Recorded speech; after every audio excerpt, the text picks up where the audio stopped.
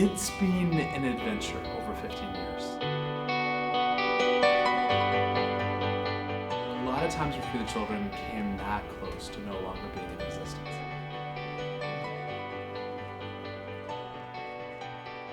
Never in a million years did we think that We Day would have such resonance and such power. You walk into a sports stadium that's now filled with screaming, passionate young people.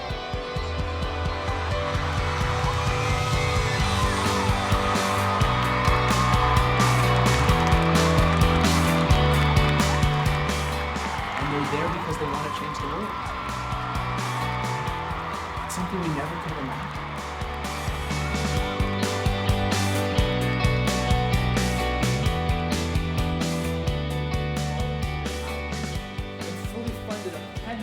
Overseas. Now we need you to do it again. We need you to raise your voice and shout freedom.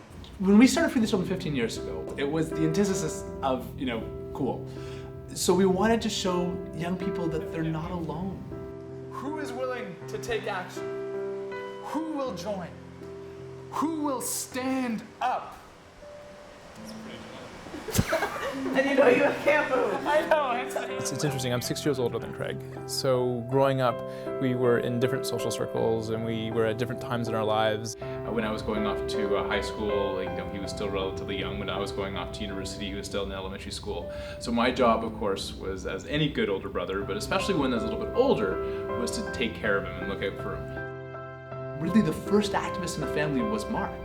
And seeing him follow his passion and the realization that he could do it, I remember thinking to myself, well, when I'm 12, I can do it too. I had this morning routine where I used to love reading the comics. On the front of the newspaper was this picture, and it had this young boy in a bright red vest, and that's what made me stop.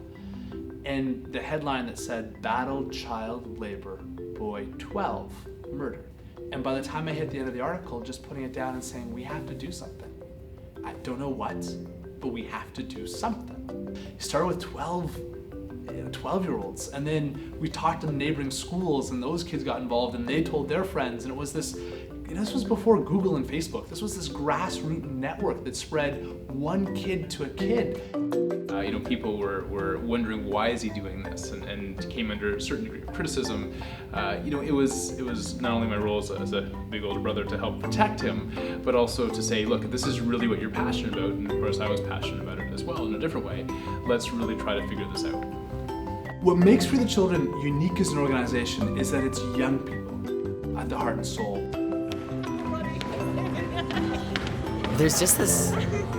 There's an attitude at Free the Children that's just so much different than everything else we've experienced. There's people that are so passionate about what they do and they care so much and they're interested in what's going on in the world and about making a difference in it. And it's something you don't come across very often, and to find that is pretty spectacular. We Day for us, it launches our year-long programs in the schools. But more than just that, it's the day that we get to celebrate everything that we wished we had when we first started Free the Children. For us, it's the day that we can celebrate young people making a positive contribution to this world. We created We Day for two reasons: to show that changing the world is cool and possible for young people. And secondly, because we wanted to create a massive movement and to get this through all the schools and through all the TV networks and to spread it across the nation around the world. And We Day provided for us that platform. And these kids, for them, it's not just a day, it literally becomes a lifestyle. It becomes a lifestyle of social change. So we wanted to piece together an amazing team of young people, so all in their late teens, early 20s, who are changing the world somehow, and have them share their own stories of transformation. Michel Chikwinine is an unbelievable person. He's a hero of mine. He's a human rights advocate in his own right, but his father was an amazing advocate for years in the Congo. Congo is a very interesting country, and like many African countries, there were different things that were going on. For example, in Congo, in my town of Beni, there were different ceremonies that went on every single day. Every day I'd go to school, I'd get angry, for getting homework or math. I hated math. It was one of the things I hated most. Like many houses, my parents had set out rules. And one of the biggest rules we had in my house that we could not break was be back home before 6 p.m. And I remember running to school because I thought I was going to be late, but I was actually running to meet one of my best friends. His name was Kevin, and we went to school together. And Kevin was 12 and I was 5 at that time. I remember running around the soccer field playing with my friends when we saw these army trucks, which at that time didn't really bother anybody because we were used to seeing army trucks, especially living in the country in Africa. And we saw these soldiers coming out of the trucks who had this huge like red eyes and this huge scruffy mustache and had an AK-47 in his hand. And at first I thought, this is a joke, this has to be a joke. And it's when I realized that they weren't joking and they were really serious. So they put us into the trucks and started driving away. And during that bumpy ride, I was so scared because Kevin was in the other truck. And we got out of the truck and the rebel soldiers just started like pushing us with their guns to go into the grass, and we thought we were going to get killed. But instead they lined up in a circle and they told us basically to shoot one of our friends. And they did this by cutting our wrists as a way of like initiating us into their army. And they rubbed brown, which is a mixture of cocaine and gunpowder, into the wound. And they blindfolded most of the kids. They handed us guns, but at 5 for me, the gun was heavy and I couldn't lift it, so I dropped it. And they lifted the gun up and they started yelling at me to shoot with my finger on the trigger. And eventually I pulled it. And when they took off the blindfold that day, I had shot my best friend Kevin, and he was killed. So at the age of 5, I was forced to kill my best friend.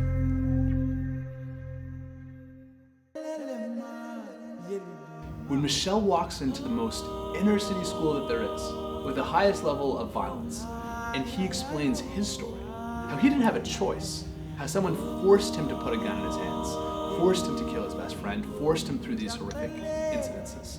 You see the most hardened young person in that seat listening to him, who suddenly looks at his life, and it puts a lot of things in perspective.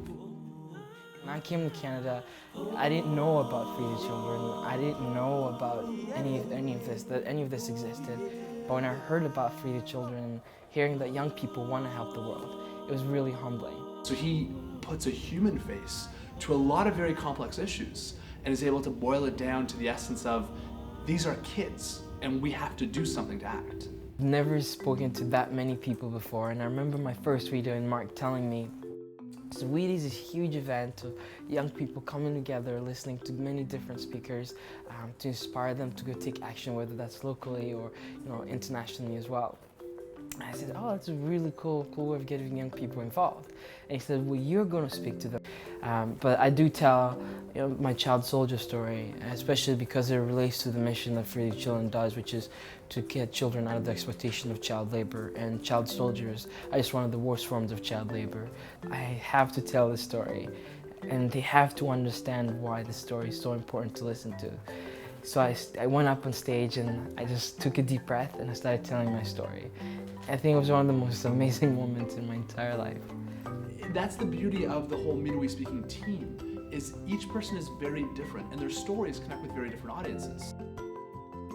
We Day Every Day means to me that, it's not the inspiration that you get from We Day goes on every single day. So it's not the We Day just the day itself, but the inspiration that you get from the day goes on for the whole year.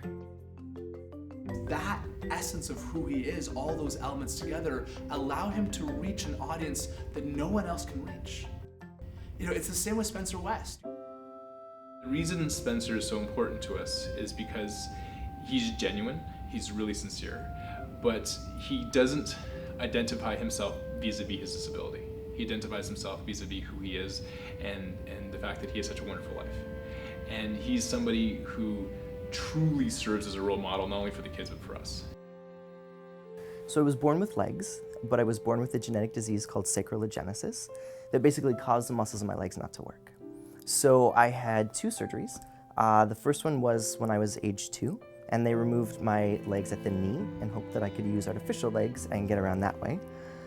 Unfortunately, that didn't really work out, so then at the age of 5, they removed them just below my pelvis. And after my surgeries, I was told by the doctors that I would probably never sit up by myself. I was told that I probably would never walk by myself or even just be like a functioning member of society. I was really unhappy with sort of where my life had gone. I had finished university and I was sort of out in the real world, and I wanted more to life than just a paycheck and material possessions, and I was having a hard time figuring out what that looked like. So a friend of mine who was building schools through Free the Children was going to Kenya to build another school, and he invited me to go with him. The first day we arrived at the Free the Children schools, literally like 200 students came running out, and they like circled around me, and they were touching me and laughing and giggling, and they wanted to know who I was and what my story was and where I was from, and they like gave me a tour of their school, and like they were just so excited to have like a new friend. Not only, you know, a new friend from North America, but wow, this kid doesn't have any legs and he's got this cool chair, and like what does all of this mean? And of course they asked me all the questions that most kids ask, like where's your legs, where are you from? And then of course they wanted to know, like, was I married, did I have kids, like all those sorts of things. But after I sort of shared my story, a girl raised her hand, and she looked at me in the eye, and she said basically that she didn't know that something like this, meaning the loss of my legs, could happen to white people too. And it was like sort of in that moment that I was like, okay, I get it. Like whatever I'm supposed to be doing, I get it now. Like I was this way for a reason, you know, and it took this little girl in Kenya for me to realize that I was different, and I was different for a reason. And that was to show other people that it, you know, it doesn't matter what your abilities are or where you come from, that we all have the, I would say, the ability and the responsibility to lend a helping hand to someone who needs it. When you see Spencer, it suddenly puts life into perspective when you see his courage and his strength and how he defines himself not as lacking something, but as having so much more. A couple months later, I flew out to Toronto to have an interview. I actually met with like Mark Kilberger. He did my interview, which was crazy, and I was so nervous. As soon as he walked in the room, I was like, I didn't know the big guy was like gonna be here at my interview. You know, when I see him, or when we see him, we don't see him without legs. He's actually one of the tallest people we know. He is a giant, even though he's only 2'8". And then the next day they're like, we would love to have you on as a speaker, and 2 months later I moved to Toronto. So basically, I travel around spreading this message, talking about my personal story and how people can get involved, whether that's students in schools, whether that's corporations, whether that's faith-based groups, basically anybody who will have me. I will come in and speak to them just about my time in Kenya, talking about the loss of my legs and sort of the things that I went through growing up as a kid, and then tying that back into how we can all be better global citizens and getting involved, whether that's locally in their community here or globally as well.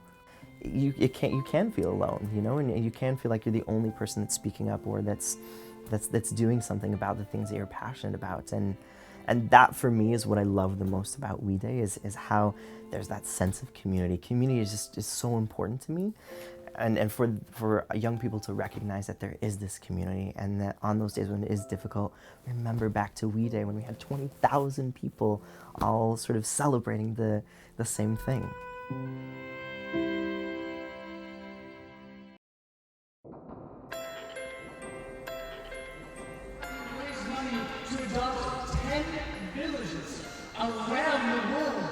What's most unique about We Day is what most people don't see, because it's a year-long campaign. It's We Schools in Action. It's curriculum programs for all the schools. It's in-service trainings for all the teachers. It's smaller rallies and events that happen with all the students, and all of the actions they take that log 1 million hours of service in 10 villages overseas, and all of the year-long engagement these students get involved in. It's literally a calendar of actions. We Day is a day for the kids. It's a day to honor and to engage kids. It's a day to honor kids who are shunned and are pushed into lockers, and who aren't given this inadequate support or adequate recognition through the regular education system or their parents or society for the work that they do to change the world. We Day is a day to honor kids who believe in social change.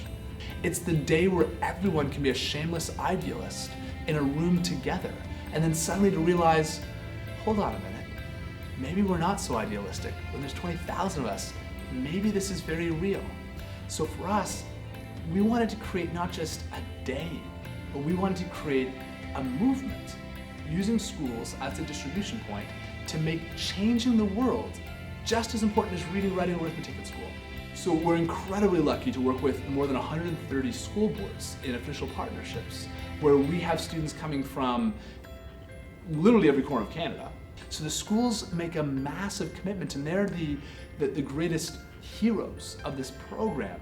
You see social change makers on stage and you see Nobel laureates on stage, but we always do events to celebrate also the teachers in the audience because they really are the quiet heroes of all this. To hear people get excited about people that were actually making a difference, to see how engaged the students were, and to see what happened after when they went back to their schools and actually started to make a difference locally and globally, it's just absolutely inspiring. Well, Dr. Spence has been absolutely amazing. He tries to reach students who aren't traditionally engaged.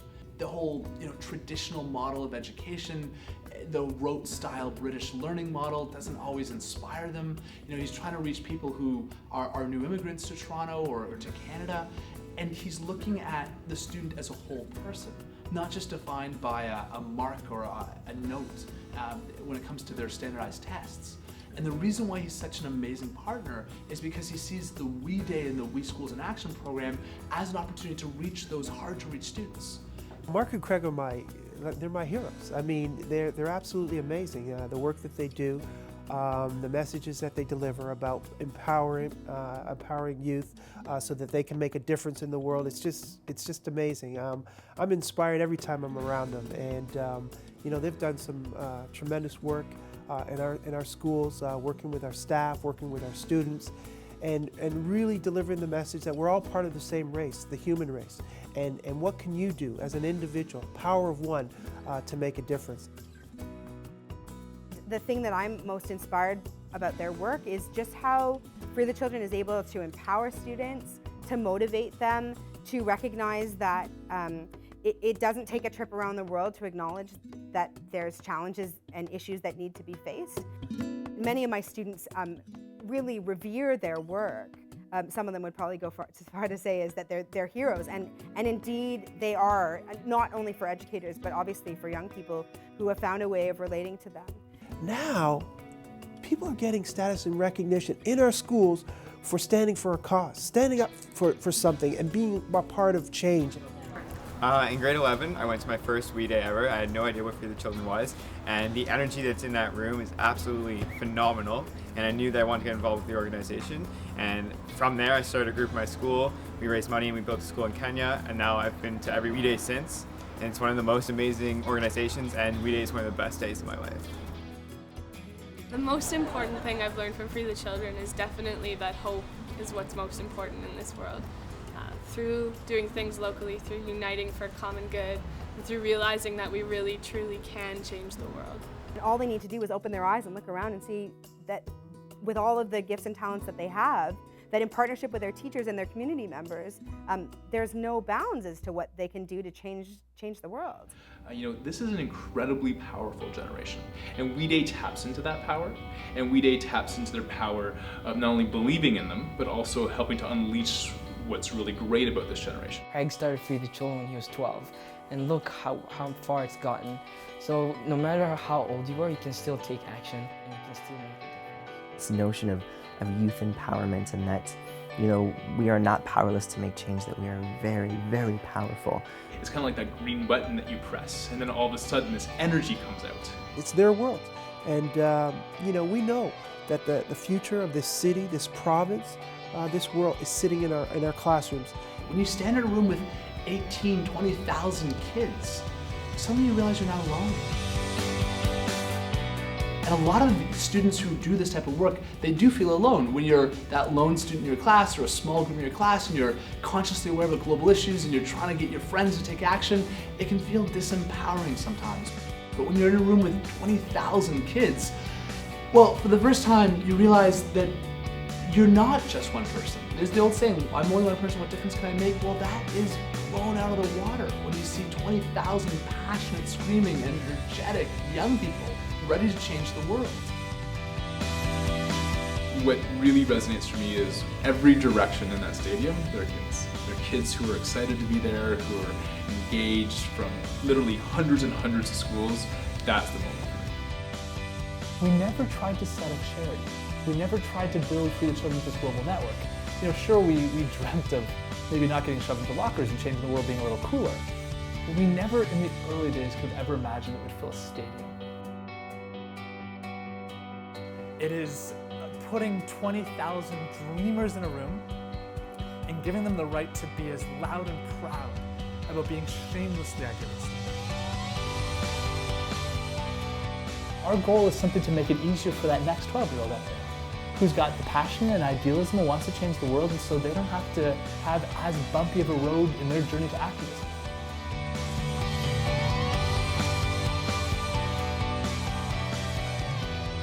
And this is the majority of my life that I've been doing this because of a young boy who was a child slave. That one article changed my life.